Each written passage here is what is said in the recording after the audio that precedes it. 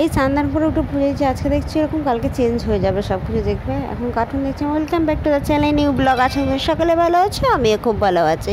যেটা বলছিলাম, হ্যাঁ কালকে রবিবার, আর একটু দেখছি ঝুল হচ্ছে। ঝুল হওয়ার একটাই কারণ, আমি দিই, ধুনো দিই। এবার ধুনো ধোয়াতে দিলে তো স্বাভাবিকভাবে ঘরে একটু ঝুল হয়, ওই ঝুল পরিষ্কার করবো, আর সাথে সিংহস্বরও পরিষ্কার করা যাবে। কারণ সামনে রাখি পূর্ণিমা, এই সেই পুজো আছে তো। আর আমি যেহেতু আমার সামনে এক্সাম চলে আসছে, আমি এই কাজগুলো তো আর করতে পারবো না, না প্রত্যেক সপ্তাহে একটা করে এক্সাম থাকবে আমার। তো চলো খাওয়া দাওয়া করে একটু রেস্ট নিই, মাথাটা ব্যথা করছে, দেন তোমার সাথে বাকি কথা শেয়ার করছি।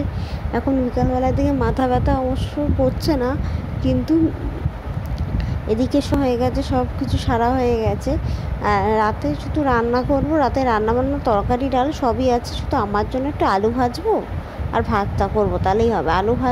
আলু ভাজা এমনি নর্মাল খাওয়ার থেকে আমি এরকম গোল গোল খেতে বেশি ভালো লাগে। আর সবচেয়ে বড়ো তাড়াতাড়ি করার জন্য আলুটাকে কেটে নুন জলে ডুবিয়ে রাখি, তারপরে ভাজি। যেটুকুনি নুন জলে ডুবিয়ে রাখি ওইটুকুনি, এক্সট্রা নুন ধুন আমি আর দিই না, মানে চেষ্টা করি একটু নুন ধুন কম খাওয়ার, তাই। আর নুন মিষ্টি কম খাওয়ারই চেষ্টা করছি, কারণ সেগুলো শরীরের পক্ষে ভালো না, তার জন্য। আর এদিকে সব ওগুলো গুছিয়ে রেখে দিলাম, এখন যাবো রান্নাঘরের দিকে। আর তোমাদের যেগুলো বলছি, কালকের মধ্যে দেখবি সব পরিষ্কার হয়ে গেছে, সব গোছানো, ওই কাল রবিবার তো সব এগুলো সব গুছিয়ে পরিষ্কার করে নেবো। একটু পড়তে বসেছিলাম, আর এদিকে তোমাদের যা বললাম সেই কাজগুলো আমি করেও রেখে দিয়েছি।